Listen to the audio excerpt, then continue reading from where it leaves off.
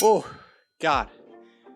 What's going on, guys? It's your boy, Kip Jackson. Start somewhere is the motto. Today, we're looking at a day in the life of a cinematographer. I just got back from my first 2-day shoot using the Sony Fx6 and the Tokina Vista Primes with the Zacuto shoulder rig. I don't have like an easy rig thing that lets you stabilize it, but not getting into tech today. Really want to talk about my experience and bring you along on my first day as a videographer. So without further ado, let's get it. What's going on, guys? It's your boy Kip Jackson. A little BTS today. I want to let you guys know about everything that I got going on here today. We're shooting with the Fx6 for the first time on a, I guess, minor, middle ground production.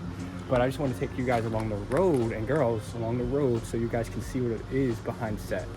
So as a cinematographer, you got to really be prepared, you know, bring in as much gear as possible. Today, obviously this is not going to be where it is, but we're going to be shooting on the Tokina Vista full frame lenses. I actually got these sent to me, pretty cool. The 18, 35 and the 85 today have a little power station there to help a bounce, a boom that is also, you know, standing up, that no one has to hold. The Nan light light pack there. I don't even know what light this is. The Forza 60 that we have engaged there today. And then actually for a director's monitor, if you don't want anyone over your shoulder, here is a wireless transmitting thing by Prius. It's cheap, it's on Amazon, pretty easy to put on your camera, especially if you have a shoulder rig with screw mounts in there. Yeah, so is it recording? Yeah, it is. So yeah, got the Fx6 here on the Zacuto shoulder rig VCT plate with a Moment 99 battery, Tilta battery plate. Kept a regular top handle with the regular sound there because I don't really have a shotgun microphone that I would want to invest in at the moment. I have a lot of companies sending me stuff that I don't really, you know, want to use yet. So people out there that have been watching my channel since the beginning, you guys know that I really value your opinions. I value helping everybody out. So yeah, today we're going to be with this. You got the Zacuto top plate and no monitor yet. So let's get it.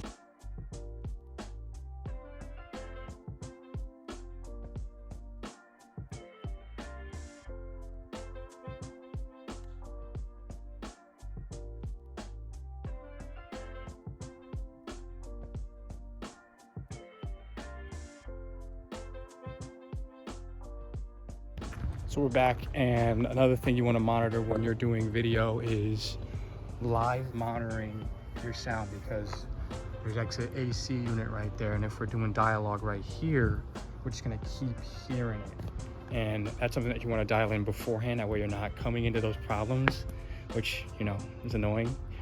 Another thing here, this is the Tokina Vista Prime 18, and with the DZO Octopus, what's it called? Octopus converter from PL to E. And the biggest thing about changing lenses with that is that it takes a long time, because you really just, unless you're perfect at it, unless you're like changing out a tire like a NASCAR type of thing, but it's really hard to figure out where they go in the grooves in a quick pinch. So if you're rushing to switch between an 85 and a 35 to an 18, anything like that, definitely recommend you learn that process of switching, because that's too much money to be fumbling around with. You got a $6,000 camera and then, you know, a $5,000 to $8,000 lens. So a couple people are late. So again, you know, when you organize a shoot, when you get you know, a plan in motion, be sure that you get reliable people, plain and simple. People that are passionate about it, because you don't want people that are kind of half about it, half not about it. Then the project doesn't really get off to a good start. Also would love to invest into a production van. I got just lights and stuff around here and some cases. So if you guys have any cases or anything like that that you recommend for carrying around video equipment, please let me know, because this is ridiculous. Literally ridiculous. So one of my favorite things about the day, honestly, was just feeling happy that I had the gear to get the job done. Until I didn't. I felt that a lot of these shots needed a little bit of movement, and in order to get that, I would need a different kit. Now, shoulder rigging and shoulder movements in general really look cool for shows like Succession or like reality stuff or dialogue, and it's really cool to get, but sometimes you really need that stable push in or that push back that often you need with a gimbal or a huge giant crane, but I don't have the budget for a huge giant crane, so next time, easy rig. After shooting literally all day, finally we were done. 25 takes of some certain scenes, sound not being there all the way, batteries dying. There's a lot of lessons learned on set today, and honestly, being prepared and planning out your shoots methodically doesn't always pan out. So don't be too discouraged if you plan something and it doesn't go directly to plan, but be ready to bounce back. That's my biggest advice to anybody watching this, is and really in any career too, like if you're a videographer or an athlete, if you're able to bounce back from a setback, you're well on your way. But day 2 is tomorrow. The FX6 with the Zacuto shoulder rig was a lot on my body the whole time. I definitely would recommend a heavy duty, nice, easy to set up tripod. And if you guys can recommend any, let me know of some, but let's get back inside.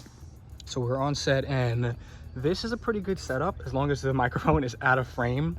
And make sure to take a picture of your settings, like your focus and what t-stop you're at, because that can change throughout the shoot and it could throw off the overall quality and continuity is the word of the shoot. Bounce is key. Bounce is always key.